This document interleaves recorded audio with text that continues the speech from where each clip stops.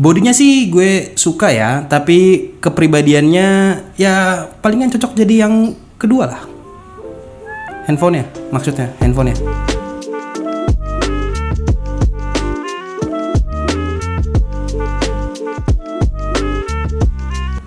Oke, balik lagi sama gue Divi dari Gadgetainment. Gimana kabarnya teman-teman semua hari ini? Semoga tetap sehat selalu dan tetap mematuhi protokol kesehatan. Ini PPKM baru longgar sedikit, jadi tetap pastiin kalian semua sehat-sehat selalu biar bisa nonton video ini dari rumah.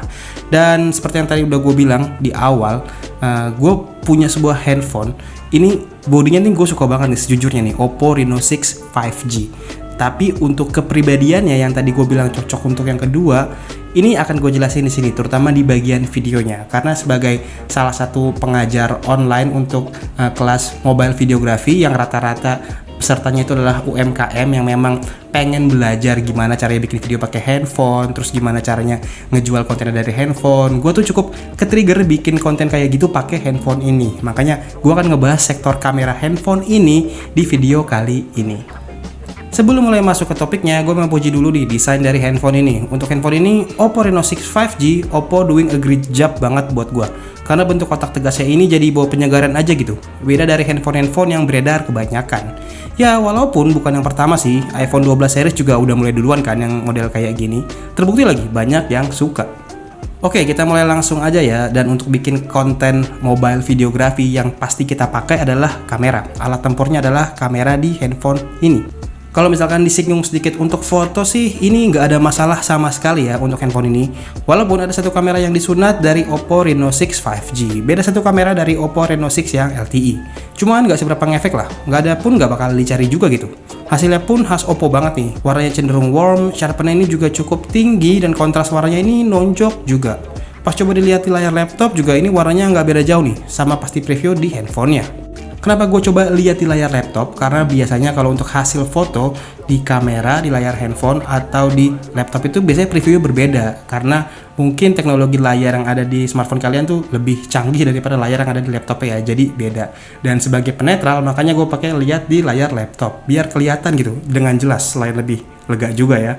Dan kalau misalkan di handphone kan kecil dan tajamnya sudah pasti lebih tajam karena teknologi layarnya tadi. Tapi kalau di laptop biasanya lebih jujur. Dan di beberapa kondisi ada loh hasil handphone atau kamera foto dari handphone yang di handphonenya bagus, begitu pindah ke laptop ya begitu. Makanya aku coba lihat di layar laptop dan ini aman. Dan kalau misalkan kita masuk ke video, mode video yang biasa gue pakai itu jelas di mode paling optimalnya, di main kameranya. Terus juga kalau misalkan kalian mau ngerekam pakai smartphone, perhatiin juga nih default dari rekamannya ini pakai format dan resolusinya gimana. Kalau gue biasanya di set di 1080p 30 fps. Dan handphone ini juga udah pasti punya ya settingan kayak gitu ya. Sampai 4K juga untuk kamera belakang ini udah punya dan bisa. Ada alasannya kenapa gue cuman pakai 1080p di 30 fps, bukan di 4K, bukan juga di 60 fps. Walaupun handphone ini jelas udah bisa ya. Karena untuk keperluan di sosial media, menurut gue itu nggak perlu yang tinggi-tinggi banget resolusinya. Karena kalau misalkan resolusinya makin tinggi atau fps-nya makin tinggi, mungkin akan makin bagus. Tapi ngeditnya itu jadi jauh lebih makan waktu. Apalagi kalau misalkan kita tahu 4K itu kalau misalkan ngambil storage recordnya udah pasti nggak sedikit, gede. Belum lagi masuk ke timeline editing nanti. Kalau misalkan handphonenya nggak terlalu support, bakal jadi penghambat juga pas lagi ngeditingnya. Jadi biar lebih aman, gue pilih di 1080 30 fps. Cuman ada yang menarik nih di Oppo Reno 6 5G ini, terutama di mode perekaman video 1080p dan 4K-nya. Gue agak bingung sih, kok bisa viewfinder pas 4K-nya ini aktif terlihat lebih luas daripada pas pakai mode Full HD 1080p. Yang gue tahu sih biasanya kalau 4K itu justru lebih cropping, lebih maju gitu. Viewfinder jadi jauh lebih sempit. Sedangkan kalau 1080p itu lebih luas. Karena yang biasa gue pakai di kamera ini kayak gitu. Tapi di handphone ini 4K-nya itu jadi lebih luas. Bahkan 1080p-nya justru yang lebih sempit. Kenapa begitu ya? Dan gue punya teorinya. Nah, ada bumpernya sekarang kalau misalkan mau lihat teori ala gua. Dan teori gua tentang hal tadi adalah kayaknya di 1080p-nya ini kenapa dibikin lebih sempit karena si stabilizernya di sini di Oppo Reno 6 5G itu disuruh bekerja, jadinya lebih sempit. Jadi kalau misalkan kita pakai untuk rekam konten, terus kita pakai handphone sedikit goyang-goyang gitu, hasil video itu jadi nggak terlalu shaking itu karena udah di cropping duluan untuk ngasih space si stabilizer ini bekerja. Makanya 1080p nya itu jadi lebih sempit. Sedangkan kalau di 4K nya jadi kelihatan lebih luas karena sebenarnya actual size nya segitu, dan pas dipakai untuk rekam stabilizernya nggak bekerja sama sekali. Jadi kayaknya analisa gue gara-gara itu deh, gara-gara si stabilizer ini bekerja di mode 1080p nya, makanya jadi jauh lebih ngecrop. Dan bicara masalah stabil, handphone ini juga punya mode ultra steady yang dijamin kalau ngambil gambar tuh jauh lebih stabil. Tapi ini jadi jauh lebih menarik lagi nih. Nih ya, kalau fiturnya ini kita hidupin di resolusi 1080p juga, viewfindernya ini makin ngecrop lagi, jadi lebih dekat lagi. Bahkan frame per second-nya ini otomatis di set jadi 60 fps pula. Dan ini semua kameranya bekerja hanya dengan lensa yang sama ya, lensa utamanya. Untuk pembuktiannya langsung aja kita lihat sama-sama apakah benar pakai lensa yang sama. Nanti gue akan ada pengujiannya apakah untuk 4K 1080 dan mode ultra steady-nya itu benar dilakukan pakai lensa yang sama. Nih coba lihat ya, kalau gue tutup lensa yang paling kanan atau kiri ini lensanya masih bisa dipakai. Tapi kalau ditutup yang tengah, nah ini nih, ini kameranya pasti ketutupan, jadinya hitam aja gitu. Ini gue buktiin untuk yakinin aja kalau memang si semua mode video tadi bekerja di satu lensa yang sama. Bahkan untuk lensa 4K nya ini nggak bisa pakai ultra wide, dia cuma bisa zoom 2 kali dan 5 kali aja. Sedangkan kalau kita mau pakai lensa ultra wide untuk rekam video, itu bisa di 1080p atau 720p. Dan ini kalau misalkan dipakai untuk konten, biasanya juga kita butuh variasi shot yang banyak banget kan, stock shot yang mungkin lebar, yang lebih sempit, yang lebih close up. Dan di handphone ini juga udah bisa ngakomodir baik itu pakai lensa zoomnya atau juga dengan cara manual. Di handphone ini kalian bisa pakai mode zoom digitalnya ya, pembesarannya ada 2 kali dan 5 kali. Atau kalian juga bisa ngakalin pakai kamera utamanya, tapi jaraknya itu kalian atur, jarak ngambilnya nih, biar bisa dapat variasi gambar yang tadi. Dan salah satu fitur yang paling diunggulkan dari handphone ini, karena handphone ini tuh punya yang namanya video bokeh. Jadi kalau kita ngerekam video, itu background kita tuh otomatis jadi bokeh. Tapi menurut gua secara fungsi gimana ya? Ini agak ngebingungin sih. Oke lah, ini bisa dipakai, tapi bokeh yang dihasilin dari si video bokeh itu bokehnya menurut gue masih olahan digital banget, bukan bokeh yang murni. Mungkin kalau sebatas di sosmed, di post gitu, ya masih oke lah. Tapi untuk keperluan yang bener-bener kita pakai dan kita butuh bokeh yang natural, kayaknya ini masih perlu di-adjust lagi. Dan itu juga cuma berlaku untuk objek manusia aja bokehnya. Pas gue coba untuk objek yang lain, agak nggak akurat dan agak lari-lari gitu. Ya itu tadi, kalau misalkan buat posting di sosmed, ini hasil videonya ya udahlah ya. Dan resolusi yang dipakai untuk video bokehnya ini juga untuk kamera belakangnya ini cuma dikunci di 720p aja. Malah di kamera depannya ini resolusinya bisa sampai 1080p.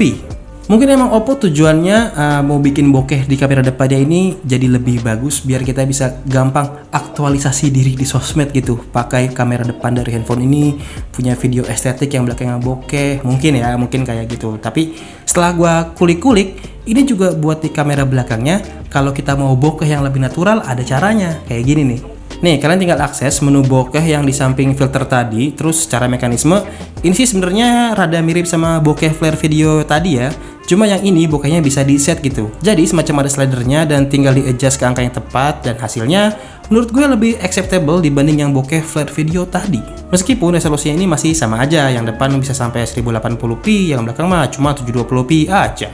Selain itu ada salah satu fitur yang setelah gue lihat di Oppo Reno 6 5G ini jadi gue sering pakai. Ini untuk perekaman video ya. Ini ada di bagian more, tepatnya di bagian yang namanya movie. Di sini nggak cuma format gambarnya aja yang berubah jadi 21:9, layoutnya ini juga ikut berubah nih. Di sini emang terlihat kalau pemakaiannya khusus landscape only. Kita bisa ngubah-ngubah white balance, ISO, speed secara manual. Ya dibebasin lah pokoknya. Dan buat gue fitur ini tuh kepake banget. Dan kalau bicara tentang video, rasanya nggak lengkap juga kalau misalkan kita nggak bahas tentang audionya, apalagi mikrofon di handphone ini. Jadi biar mendukung videonya lebih bagus gitu, audio juga harus lebih bagus. Dan mikrofon yang ada di handphone ini, menurut gua ya cukup lah untuk dipakai vlogging harian, karena mikrofonnya ini ada 2, di bawah dan di atas. Tuh lihat ya, ini bener ada di atas dan di bawah. Dan hasil suara yang ditangkap ini menurut gue cukup memuaskan untuk sebuah smartphone. Suaranya cukup bisa ditangkap dengan lumayan detail, meski kalau lagi di tempat yang banyak angin dan sumber suaranya nggak cuma satu, ini akan naik turun suaranya. Dan yang terakhir, gue akan coba bikin satu video pendek menggunakan Oppo Reno 6 5G ini. Nanti kalian akan nilai sendiri gimana hasilnya, videonya kayak gimana, suaranya kayak gimana. Langsung aja tulis di kolom komentar di bawah. Dan video kayak gimana? Ini dia. Biasanya kalau gue pagi nyampe ke studio, gue selalu mampir ke toko kopi langganan gue. Namanya Five Times Coffee. Tempatnya oke, bersih juga, menunya juga banyak banget, dan yang paling penting bayarnya ini cashless, gak pakai tunai. Rasa kopinya pun gak kalah nih sama coffee shop yang fancy. Dan segelas kopi gini harganya juga terjangkau, cuma 15 ribuan aja. Jadi udah pada ngopi belum hari ini? Nah, itu dia tadi videonya. Kayak gimana hasilnya? Memuaskan atau enggak? Itu gue coba bikin menggunakan format movie ya di handphone ini karena udah ada fiturnya juga. Dan kalau buat gue, hasilnya itu ya masih oke kalau misalkan kita menggunakannya di ruangan yang cahayanya cukup atau di outdoor sekalian biar kelihatan lebih bagus. Tapi kalau udah agak remang-remang dikit, pastiin kalian butuh tambahan lampu yang cukup support supaya gambar kalian itu tetap terlihat detail, tetap terlihat tajam, jadi gambarnya juga bisa dihasilkan dengan lebih bagus gitu.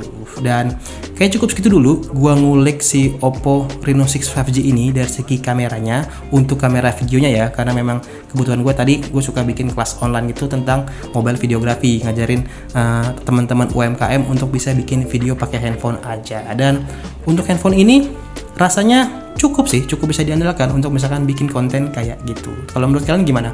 Apakah handphone ini layak?